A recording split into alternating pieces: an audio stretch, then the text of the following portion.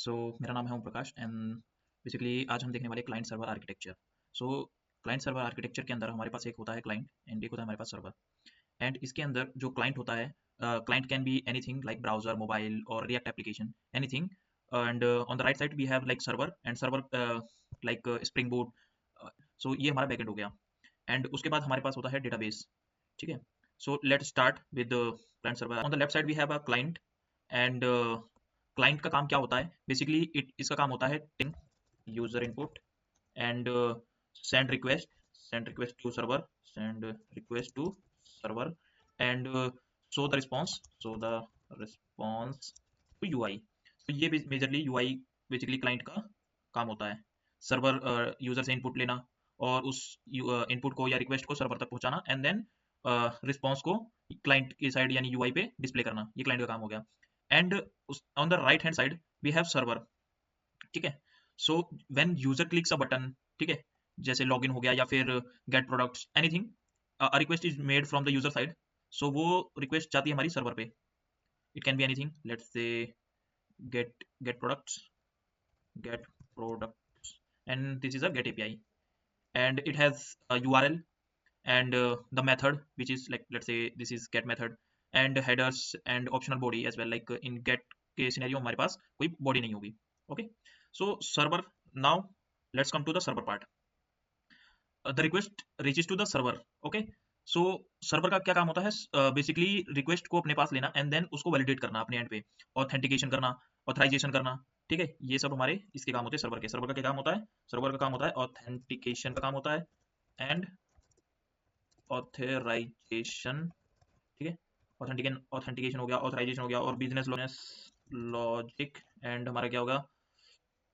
Authorisation, business logic and then हमारे पास हो गया validation and communicating with the database. ये भी किसका काम होता है? ये सब काम होते हैं हमारे किसके? ये सर्वर का काम हो गया। ठीक है, जैसे हमें कोई भी डेटा अगर रिक्वायर्ड होता है डीबी से या उसमें ऐड करना होता है तो server make a request to DB. ठीक है, जो क्लाइंट होता है वो डायरेक्टली हमारा डीबी से कम्युनिकेट नहीं करता, उसके लिए हमें सर्वर की रिक्वायरमेंट होती है। ठीक है, कोई भी रिक्वेस्ट जो भी डीबी पे जाएगी वो सर्वर के थ्रू होके जाएगी and then this request goes to DB and DB का क्या काम है? डीबी के काम है बेसिकली डेटा रिटर्न करना।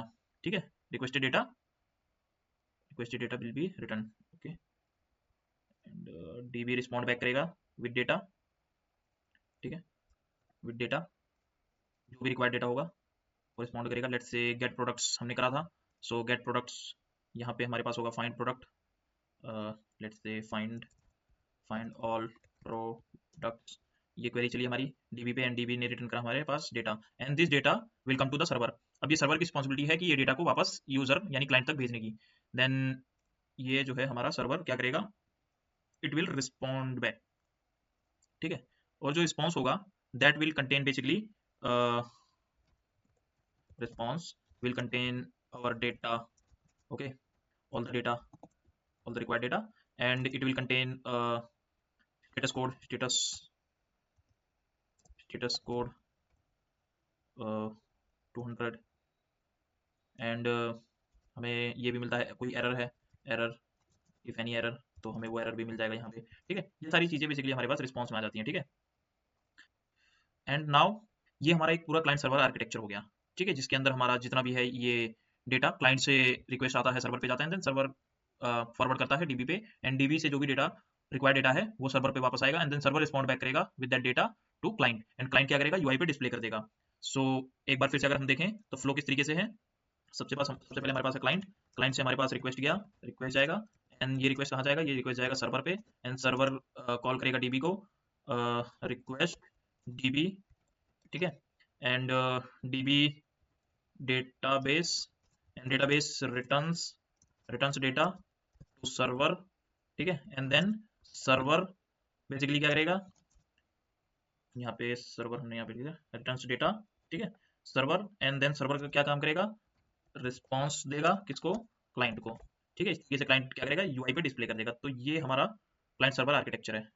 ठीक है, और ये जो भी पूरा प्रोसेस होता है ये होता है मिली सेकंड्स के अंदर, basically client server architecture. Thank you.